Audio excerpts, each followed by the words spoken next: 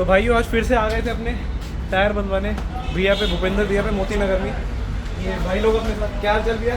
बढ़िया भैया बढ़िया। अपना अपना नाम बताइए। सुशील भाई है ये, भरत भाई, गौरव भाई हैं। तो ये अपनी बाइक का आप कर रहे हैं प्रोसेस पूरा स्टार्ट। कौन सा बनवा रहे हो फिर आज? M7। तो फिर आज मैटजिलर की M7 RR डलवा रहे हैं हम इसमें। वही जो प्रोफाइल आता है आगे 110, पीछे 150 वही। और स्पीड रेटिंग मेंटेन करने के लिए हमने सारी स्पीड वेरिफिकेशन देखी कि W रेटिंग होनी चाहिए। सारी चीज़ें चेक करने के बाद अब प्रोसेस स्टार्ट हो रही है। और अभी एक बर्नआउट का शॉट है जो कि मैं बीच में डाल दूंगा क्लिप के, वो आपको देखने को मिलेगा। बाकी चलो देखते हैं प्रोसेस, और बीच बीच में मैं आपको शॉट्स दिखाता रहता हूँ।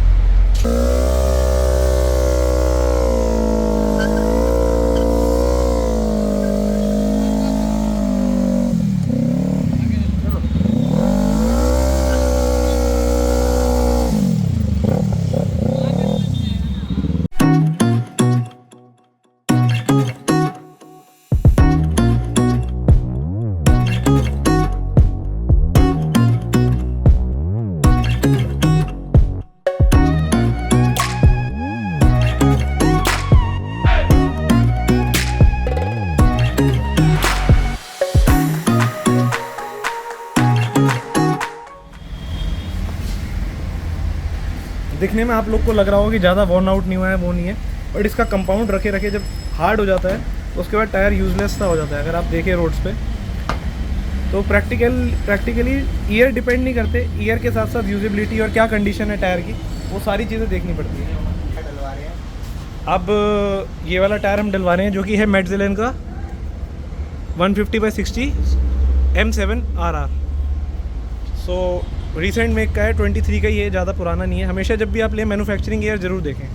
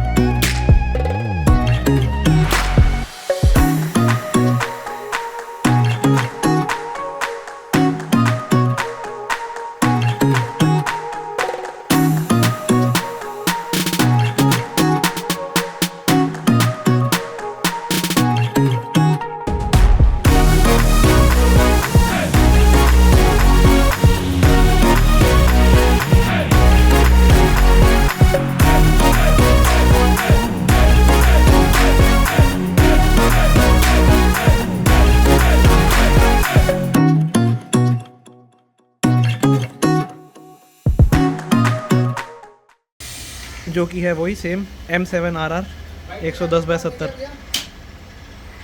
तो ये डलेगा फ्रंट में, इंस्टॉल होगा। देन कैलिपर को सेट करेंगे, नट्स टाइट करेंगे और सेंटर नट को करके व्हील लॉक हो जाएगा हमारा प्रॉपर। में पिन लॉक लगाया जाता है फाइनली, जो कि ये है।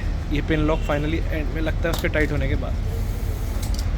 तो अब टायर प्रेशर फाइनली चेक हो रहा है गाइस। निंजा 400 में आगे 28 रहता है, पीछे 32 रहता है।